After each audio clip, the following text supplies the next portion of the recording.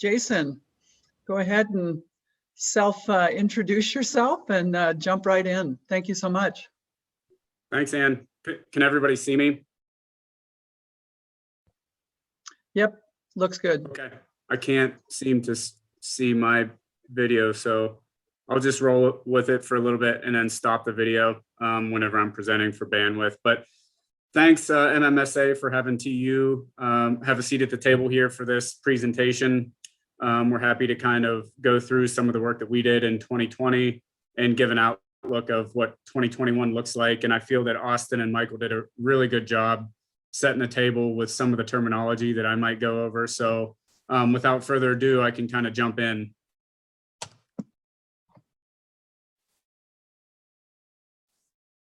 So the Good Samaritan role in mine reclamation work, this is the Good Sam AML Summit. A Good Samaritan is a person or entity voluntarily cleaning up contamination at an orphan mine site under CERCLA. We, as a Good Sam, did not cause the contamination at the site. We are not an owner or an operator. We are a third party coming in to conduct a cleanup. And by doing so, we want to seek liability protection for what seem like increasingly complex or multi-stakeholder projects. Historically, Trout Unlimited has obtained comfort letters, administrative orders on consent or AOCs, or partnered with lead agencies on action memorandum. And whenever I say comfort letters or AOCs, I mean Good Samaritan tools that I'll kind of get into later. We're also looking to streamline or create a more standardized approach when taking on AML projects. I would say there's not really a standardized approach. There are templates to AOCs and comfort letters that can typically, take anywhere from 2 months to a year to get into place. So trying to streamline that. I know EPA has prioritized that as a thing they'd like to do in Region 8. So we've been kind of talking with them on how we do things. And then we want to move away as a Good Sam from the PRP mindset. The AOCs are rooted with a history of potentially responsible parties and being based on those type of agreements. And us as a Good Sam coming in to do cleanup as a third party do not have a lot of the same stipulations as a PRP. I can get into some of that stuff later, but we're trying to move away from that mantra for Good Samaritan cleanups. And then we want to advocate for Good Sam legislation while continuing to complete AML reclamation projects. So showing that we can do good work on the ground at these non-point source sites will hopefully help get some of the legislation needed to do some of the point source treatments that I'm sure Jim's going to talk about later. So history of projects, AOCs, again, administrative orders on consent. Trout Unlimited focused, the first one that we entered into with EPA, Snowbird, ski area also was the American Fork Canyon in Utah, the Pacific Mine in 2004, Kerber Creek here in Colorado in 2010. This is a before photo and an after photo of fluvial tailings in situ phytostabilization. So treating that mine waste in place. The Atlas Mine and Mill, which I'll talk about later in this presentation, between the Forest Service and Trout Unlimited. And then several comfort letter projects, the Tiger Mine in Leadville, 2013, Illinois Gulch, 2017, Evans Gulch in 2018. And I have some of these legal fees in here as well to kind of show how much more complicated or in-depth an AOC might be than a comfort letter. $10,000 in legal fees and over 6 months of development for Kerber Creek, and then $1,000 to $2,000 in legal fees and 3 months or less for a final and design approval letter for Evans Gulch. And then an outlook for moving into the next 2 years for Trout Unlimited, we have about 5 to 6 Good Samaritan projects. To give a representation of 2020 totals, I don't know, I'll ask the rhetorical question, but I wonder if anybody in this panel or in the audience has felt overworked or overwhelmed this past year. We have also, but initial COVID uncertainties led to our program's largest field season in Colorado, We had 9 on-the-ground projects that totaled about 1.23 million in construction alone, no overhead or indirect. We continued our non-governmental organization role on mixed ownership sites, bringing essential funding and capacity to those organizations and partners. And then we developed one of the first Good Sam ASAOCs with the Forest Service on that Atlas project. So that was probably 8 to 9 months of negotiation with Forest Service to get that completed and then get work done on the ground before the snow flew in November. And then moving into next year, we have about 9 on the ground projects planned for 2021 construction season. So another big year with a lot of work going on. And one of our takeaways that we've been trying to do more as an organization is expand capacity of local watershed groups in other states. I work with countless great groups around Colorado, Headwaters Alliance and Creed, Lake Fork Valley Conservancy in Lake City, Lacosi up in Leadville, and my colleague Lauren works with a multitude of organizations and in Boulder to expand their local knowledge on how to get these types of projects done. So just kind of a few photos of work this year on some of the projects we've been involved in. Some after at the Tiger Mine, interpretive signage and safeguarding. The Waldorf project, which my colleague Lauren completed, which I'll talk about shortly. Some river work, burn area response projects, some more river work at an old mill site here. And then the Atlas project, which I'm going to talk about now. I mentioned that this was completed under an AOC with the Forest Service. This was a mixed ownership site, but predominant ownership was the Forest Service. This was at the Atlas site outside of Ouray, Colorado. And work focused on cleaning up or reducing the likelihood of hazardous substances migrating off site. And this is one of the 8 removal factors under CERCLA 300-415-B2, which is basically the 8 factors that you would do a mine reclamation project under CERCLA. So this is what we focused our efforts on. Reclamation had 3 tasks. 1,700 feet of run-on, runoff controls were installed. This is looking at the gray tailings area, and you can see pooled water here in a pre-project photo. And then this is an after project photo. We've created a consolidation cell repository, revegetated it, created a kind of a clean buffer zone here with the matting, and then a runoff control channel at the bottom. We also did 200 linear feet of creek restoration here along Sneffels Creek. You can kind of see an exposed lens of fluvial tailings hanging on the right side of the frame. And what we wanted to do was come in, excavate that material out and consolidate it out of the 100-year floodplain. And we were able to reconnect the floodplain, a clean floodplain, to Sneffels Creek, and put a bunch of willow clump transplants and 200 cuttings in here on the stream bank.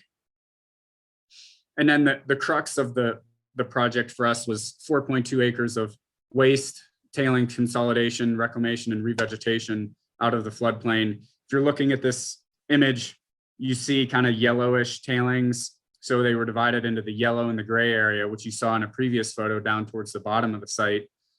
Material was consolidated out of the 100-year floodplain. It was treated with lime and limestone to neutralize to more neutral natural pH around 7. And then organic amendments and fertilizers were brought in to create a growing medium on the waste piles. And this was during incorporation of those amendments. And then after revegetation with native seed, weed-free straw, and wood straw.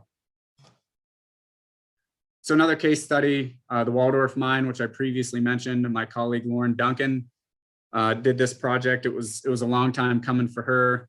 This site is above Georgetown, Colorado, off of I-70. It is the drinking water source for the town of Georgetown via South Clear Creek. And there's a large tailings mass here that interacts with a perennially flowing adit, which you can, if you can see my cursor, I don't know, it's kind of in the center of the dump. It's the Wilcox Tunnel. This water flows around, it interacts at the toe of the dump. People drive through the waste, drive through the water. It's a perennial non-point source of contamination to the upper Leavenworth Creek watershed. And this was about the culmination of 7 years of planning by Lauren and multiple partners and donors to get this thing done. The scope of work was drainage dishes, constructing wetlands in an existing wetland to attenuate flows and give it a more controlled environment to keep that water away from the mine waste. Again, as Austin said, keep clean water clean, or in this case, keep semi-dirty water not more contaminated. So we installed 5 wetlands, revegetation of disturbed lands, and then we used a spray-on erosion control product, soil cement. Since a lot of the historical partners didn't want us to disturb the mine waste, this was a spray-on applicant to also help reduce non-point source contamination. This is a photo looking downstream of the constructed wetlands and some runoff channels. So this was basically already a wetland over here on the right. And what we did was came in and constructed 4 wetland ponds up here by excavating material and creating almost little peninsulas, which you can see, vegetated peninsulas to help attenuate flow coming out of the Wilcox Tunnel, and then routing that water down slope into the bottom pond number 5. And then this connected to a channel that we actually constructed in 2015 in partnership with the Forest Service as part of another removal action. So kind of tying in existing infrastructure with this project. And then this photo is showing the application of that soil cement. It goes on white, but it does dry clear, and this protects the mine waste. It reduces aeolian or aerial distribution of that material. And then when you get rain or snow events, you're reducing the likelihood that that's going to be, that you're going to get non-point source runoff. And then here's a photo of the completed project with the drainage controls, the 4 wetland ponds, and then the 5th pond down at the bottom. So Lauren did a really great job on this, 7 years in the making. So it was a lot of work on her part. So some barriers that I'd like to discuss as a good SAM, and for us, it mainly boils down a lot to funding.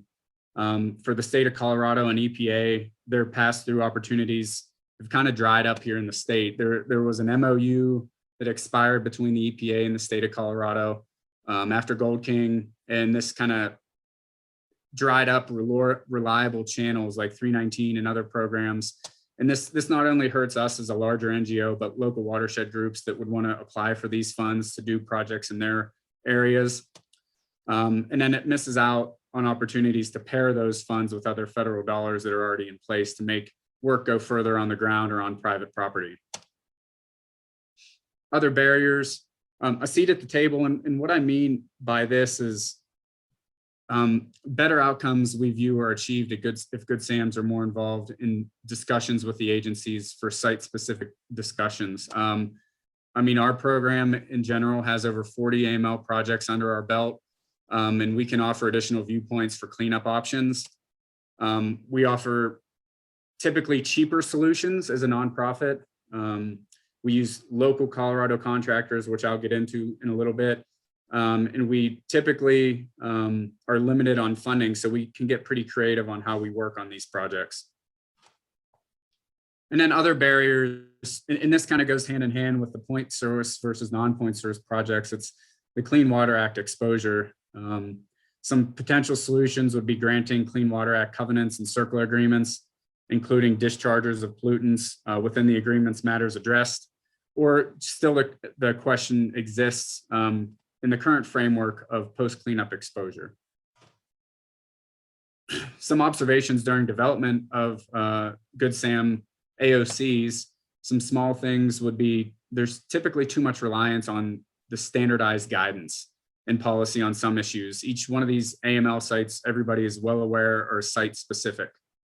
So relying on that standardized guidance can kind of plague a project. And then timing, these standardizing the approach, like I mentioned earlier, is going to have a big impact on planning these projects so you don't get delayed. Mixed ownership sites present significant jurisdictional questions for the agencies. Here in Colorado, we've seen recent redelegation of CERCLA authority from EPA to the Forest Service using Executive Order 12580. And this has been incredibly helpful for us working with them to have to work with one agency versus two.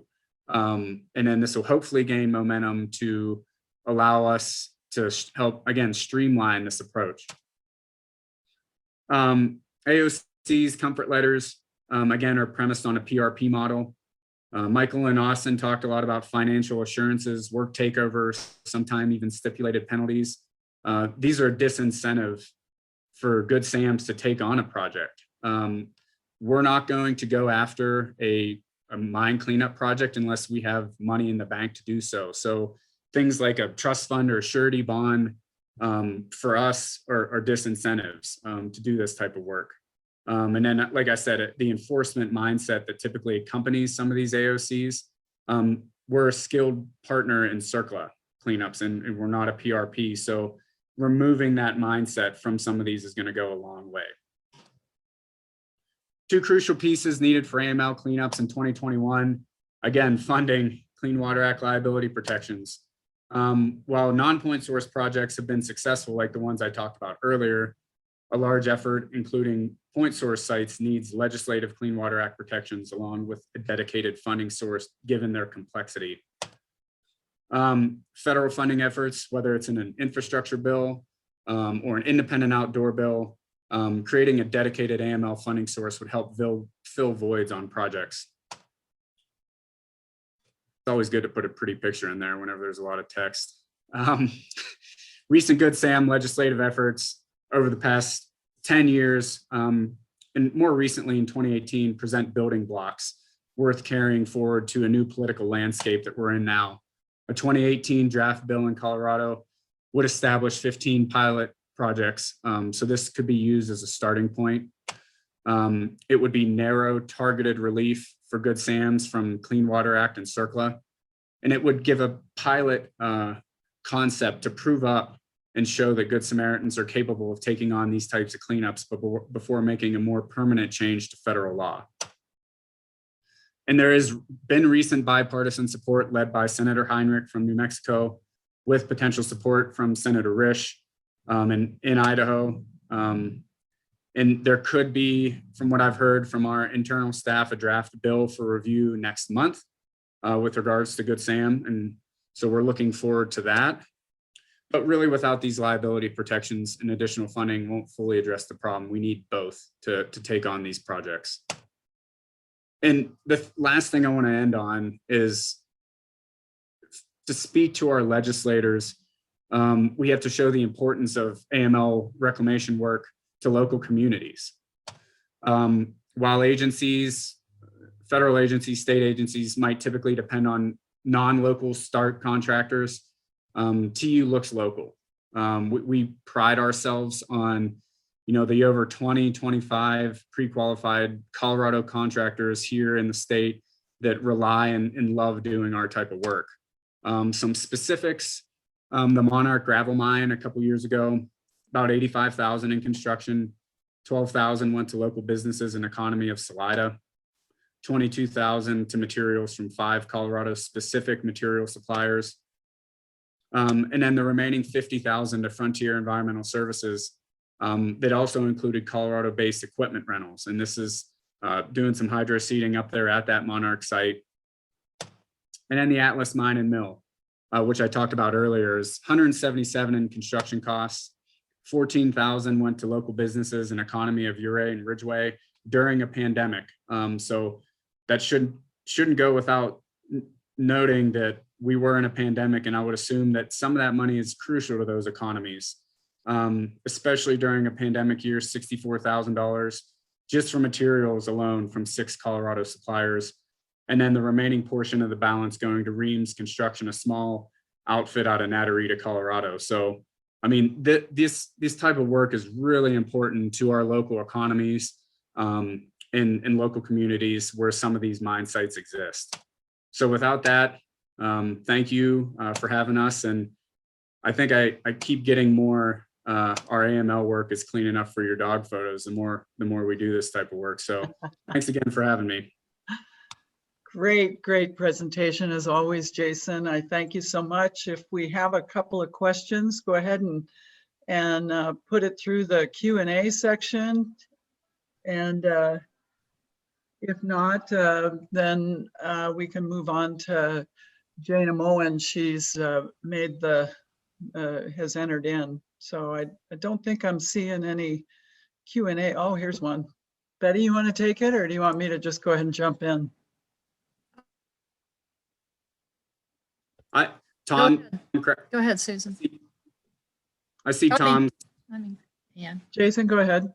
Yeah, has the Historic Preservation Act been an issue at all? Tom, it kind of depends. We have seen it stop a project before in the past, just because everything hasn't been in place.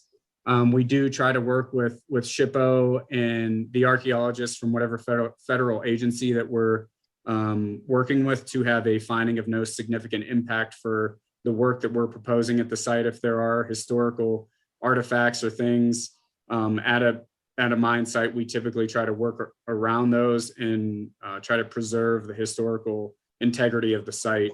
Where Lauren worked up at Waldorf, that's been a particular sticking point, and she's done a great job of working with the local historical society to respect their wants and needs, but also getting a great project done on the ground. So it has come up. We typically deal with it a lot on our projects, and we're well aware of it. So yeah, thanks for the question. And I think the next one was, has the snow at Waldorf melted enough to tell whether soil application has held up? Hey, Tom. I don't know. We haven't been up there yet. Lauren finished this one late last year. And so we're looking forward to getting up there to see how everything held up this winter. We've got some recent snows, about a foot or so recently in the high country up in Colorado. So that's probably set us back a little bit, but we'll be sure to send you some photos when we get up there to check it out. Or if you're here this year, we can get up there. So yeah, thanks for the question. That soil cement stuff it goes on pretty easy. It was a great product to use. Oh, interesting. Can you give us a little bit of background on the soil cement? Is that something that sort of locks the soil in place to diminish erosion? Yeah, and I mean, we partner with Freeport, and Tom, a partner of ours, had suggested soil cement that they use on some of their larger facilities. And it was that, or I think it was one or two other products that we were going to do test trials on.